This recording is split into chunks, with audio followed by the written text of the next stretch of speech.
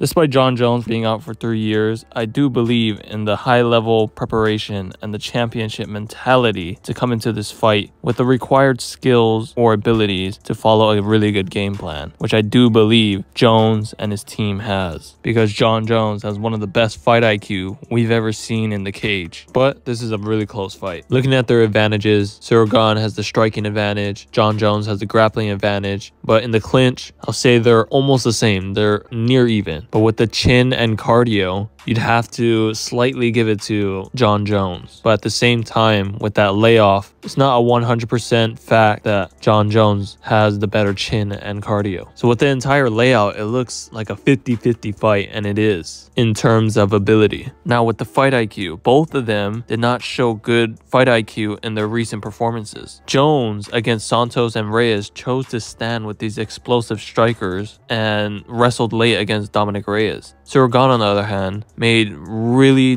poor decisions in the grappling and went for bad submission attempts, which cost him position. But to be fair, those mistakes by both guys could be easily adjusted in a rematch. So man, like when you look at the whole grand scheme of things, this fight is really close. But here's how the styles play out. Ciryl Gane is a really explosive, fast striker who likes to go in and out. And I can see that working well for him against Jon Jones, because Jon Jones was having a hard time with Dominic Reyes when Reyes had that similar style of Ciryl Gane with a really fast, explosive movement and good boxing combination. But here's the thing, Jones already had the experience against Dominic Reyes, and I can count on him to see why he was not having success on the feet. And from what I saw, in my opinion, I think Jones was losing on the feet because he first did not mix up the clinch or the takedown attempts with his striking, and second of all, he was the one moving forward. This made it easier for Dominic Reyes to draw Jones into punches, which is something Ciryl Gane can do himself. But I think Jon Jones has learned from his previous mistakes against Dominic Reyes and Santos, and I think he will approach the fight in one or two ways. First of all, the goal is grappling. Grappling is the best way Jon Jones can win, and he knows that. And I myself can see two approaches Jon Jones could take, which could lead him to victory. The first approach is pressure. If Jones wants to be the pressure fighter, he needs to throw round kicks. Ciryl is a really mobile fighter. He relies on a lot of lateral movement when he's on the back foot, and to cut him off and slow him down is to round kick him to the legs. Jones also needs to up the pace. He needs to have a high volume output or have Gane moving a lot, and then start mixing in the grappling. Attempt takedowns, which is the main goal, but if you can't get it, it's still good to chain wrestle so you can get Ciryl Gane tired and make him much slower, because a slow Ciryl Gane isn't really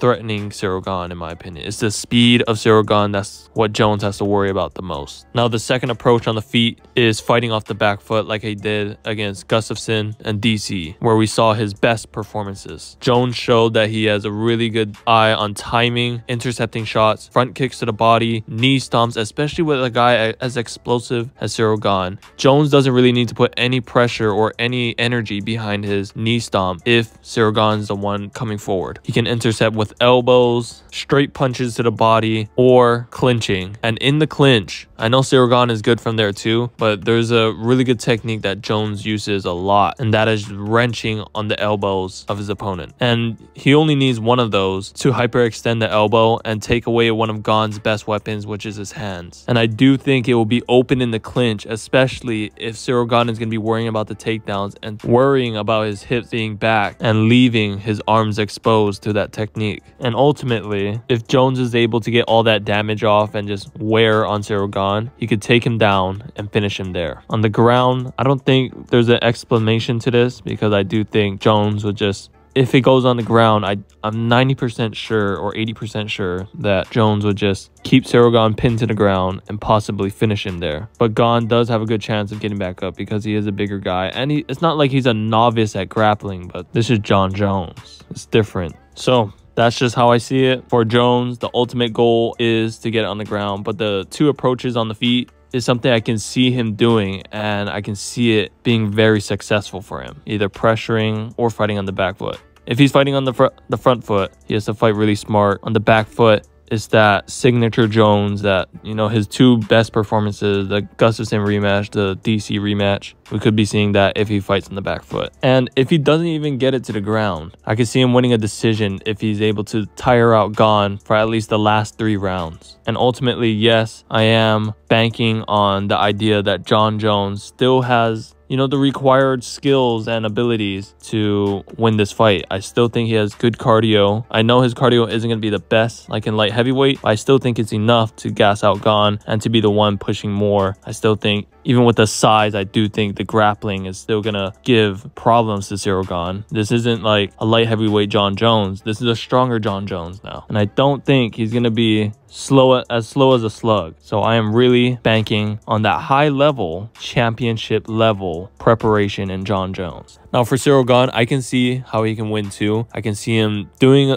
what Dominic Reyes did, but a little bit better, and mixing in a little bit more variety of kicks. Basically a Santos and a Reyes combined, but like, you know, bigger. I also could bank on the idea for Ciryl Gane that he could improve, because in that Ngannou fight, Ngannou is much bigger than Jones, really like just a specimen. Also, the mistakes that he made are really easy to correct, and I do believe that his takedown defense and his grappling could just get better because of how fast he rose in this sport. It's like it's like young Jon Jones, basically. Dude's 12 fights in his career, or 11 fights in his career, and he was fighting for a undisputed championship, and he already has the belt before. But at the end of the day, I'm gonna give the edge to Jon Jones, because Jones just has more options and more tools to win this fight, and he has the IQ to put them all together, and that's what makes him the greatest. That's what makes GSP and DJ so good. What all 3 of them have is everything. They have really good striking, really good grappling, really good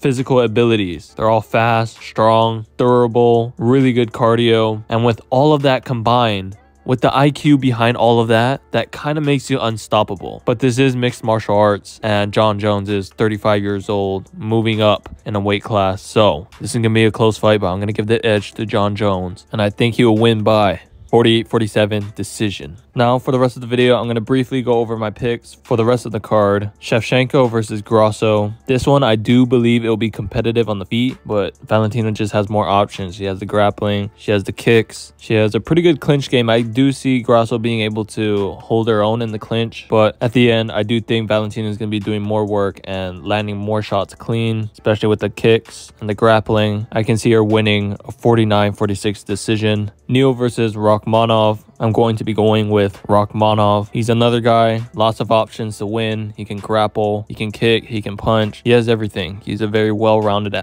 fighter, and I think he can just put on a pace on Neal and win a submission in the 3rd round. Gamrot versus Turner. I think I'm going to be going with Mateus Gamrot. His grappling is very good. If he's able to get a hold of Jalen Turner, I don't think he could like destroy Jalen Turner in the grappling, but I do think he can put on a pace and just keep going at it with the grappling and just control Jalen Turner. It's going to be a close fight, but I'm going to go with a 29-28 decision for Gamrot. Pickett versus Nickel. We're all going to go with Bo Nickel, you know, the new prospect. Very promising, very good wrestling, good stand-up.